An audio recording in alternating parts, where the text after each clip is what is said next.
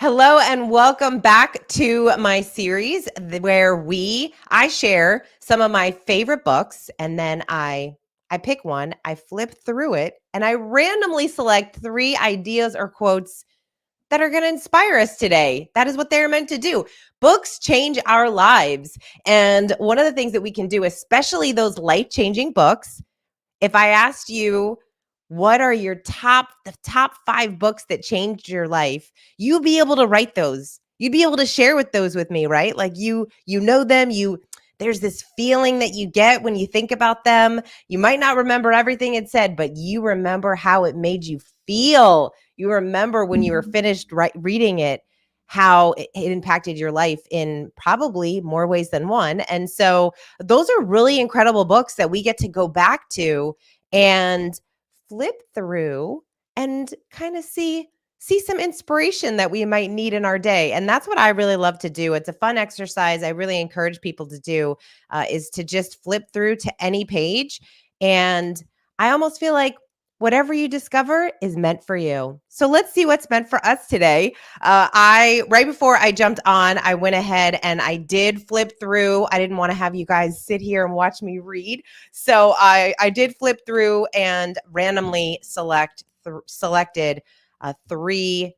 I turned to 3 different pages, and this is where I turned to. This is where we went.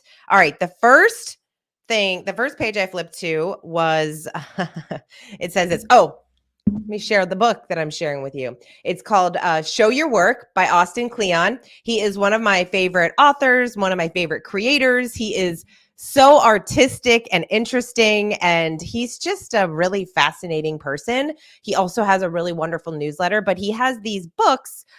This is one in his trilogy that is really great. The first one is called Steal Like an Artist, and that is an incredible book as well. It's on my bookshelf somewhere, but I saw this one and decided to do this one today. So Steal Like an Artist, Show Your Work, and Keep Going.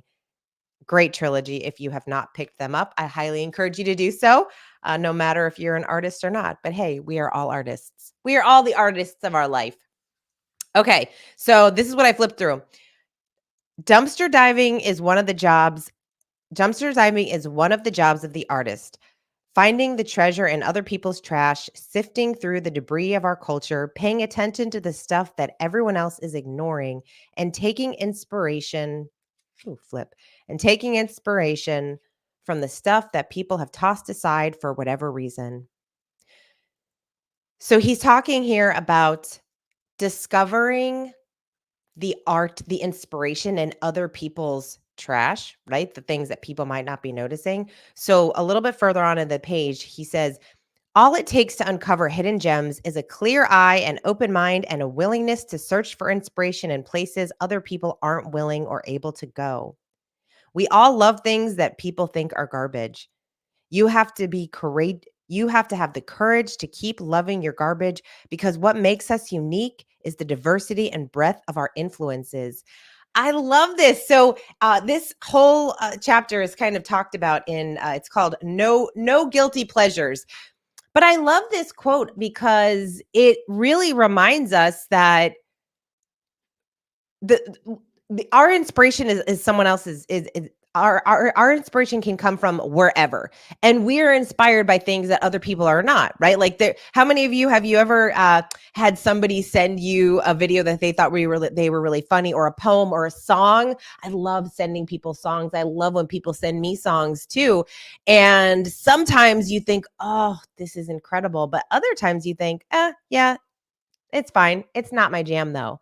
And that is a beautiful thing because for somebody else, they found a lot of inspiration in whatever that piece of work was, or whatever, you can find inspiration everywhere if you're willing to look for it, right? It's in human beings when we see an act of kindness, or when we're walking down the street and we notice the architecture of a building that maybe we pass by every day, but we really just haven't taken time to notice, but we start noticing. And so we get to discover what inspires us.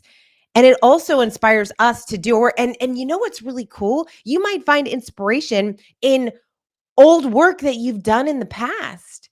Maybe it's something that you've written in your computer or that you have, a story that you started or a book that you started writing or a video idea that you had or some type of idea and it's still stored away or it's one of your journals or notebooks and you forgot about it, but then you rediscover it. And that could be the one thing that inspires you to take that next step. So I absolutely I love that. All right. No guilty pleasures. All right. The second page that I turned to says this. Ooh, this one was a good one. This is a good one because this one's about time, right? Like, how often do people say, "I don't have time. I don't have time to pursue my dreams. I don't have time to do great work." We're always rushing to do the next thing. But this says, "Don't say you don't have enough time. We're all busy, but we all get 24 hours a day." People often ask me, "How do you find the time for all this?" And I answer, I look for it. You find time the same place you find spare change, in the nooks and crannies. You find it in the cracks between the big stuff, your commute, your lunch break, the few hours after your kids go to bed. You might have to miss an episode of your favorite TV show. You might have to miss an hour of sleep, but you can find the time if you look for it. You can find the time if you look for it. And I love that he says that you find it in the nooks and crannies. You find it in those little, I call them pockets of time. Pockets of time meant for joy. You can find these little pockets of time. And one of the things that, what I find so fascinating in our world of social media, and we're so connected with our phones, and we really don't value boredom and being bored, right? We don't really value that anymore because we don't ever have to be bored because we can just flip through our phone and find something to spend our time doing. But when we put our phones away and when we really truly do an assessment of our time and decide like where we might be able to fit some of the things that we really love to do in, we're going to find it, right? There's always some type of place that we can fit it into. It's just that we fill our time with other things during those nooks and crannies of life, like he talked about.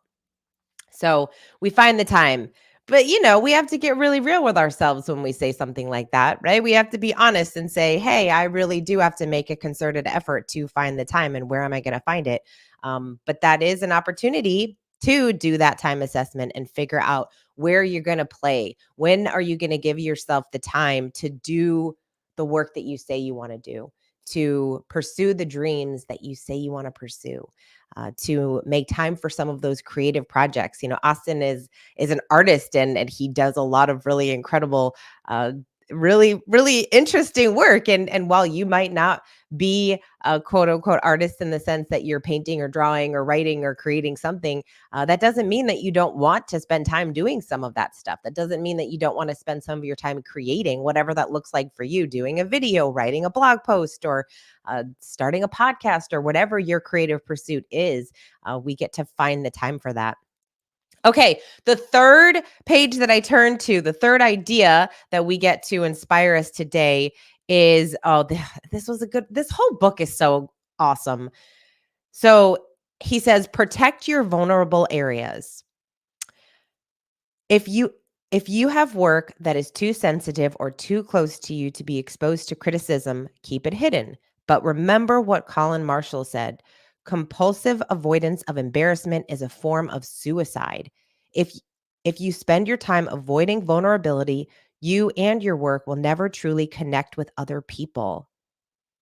Ooh, you and your work will never truly connect with other people if you spend your life avoiding vulnerability.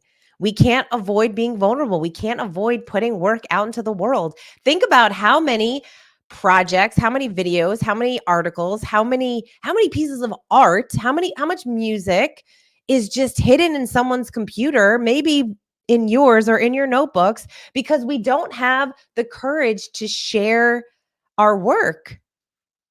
Show your work, right? Like we have to be willing to take criticism. And one of the ways that we can take criticism a little bit easier is to really value and know that this is your dream. Your dream is yours for a reason. The work that you do that you want to put out into the world is it's meant for you. It's meant to be put out into the world as long as you believe that. And when you care more about your work than you do the critics, when you care more about your work than you do the haters, it's so much easier to put work out into the world and to see what other people might have to say about it. When I wrote my first book, Do What You Love, I was very nervous to put out into the world because it's essentially when you birth a project like that, whatever it is, a book, a podcast, a YouTube channel, whatever you're creating, or even just a single video, when you create something, you're essentially saying, hey, I created this. Here it is. What do you think? And that's a really vulnerable place to live and to play in, right? But only by doing that can we then see what other people have to say about our work or not. And then we get to get better and improve. That is the thing that I love so much about work in general is we get to get better every day. We get to grow and develop our skills every single day. Think about the person that you were a year ago. How are you different today? You're different today because of the work that you've pursued, because of the courage you had to share your work, to pursue your dreams, to take action on the ideas that you say that you really want. And that is what helps you become the best version of yourself. That is what helps you live a more creative and fulfilling life. And so what does that look like for you? What work is a little bit vulnerable, and can you share that out with the world and be comfortable that hey, some people might not like it. Actually no, some people aren't going to like it. You know that, right? Because your work is not meant for everyone. It's meant for the people that it's meant for. And by only by putting it out, can it find those people? And can it change those people? And can it impact those people enough that your work might be the one piece of inspiration they needed to pursue their work in a deeper, more meaningful way? And that is an exciting thing. And that alone makes your work worth it. All right. Those are the 3 inspiring ideas from Show Your Work by Austin Kleon. Again, I highly recommend picking up a copy of that book. And I hope you found some inspiration in this video. I'm not sure what to call this series yet. I want to come up with some type of a name for it. But I do really love this exercise and wanted to share it with you and hope that it provides you a little bit of inspiration throughout your day and week. And of course, if there are any books that you really love that you would want to recommend to me or that you'd want to see me flip through and share a little inspiration for, then hey, let me know. Put it in the comments. And I'm always looking for some great book recommendations. And I also just love seeing what books have changed your life the way that some of these books have really impacted mine. All right. You are awesome. Thank you so much. And until next time, go create something.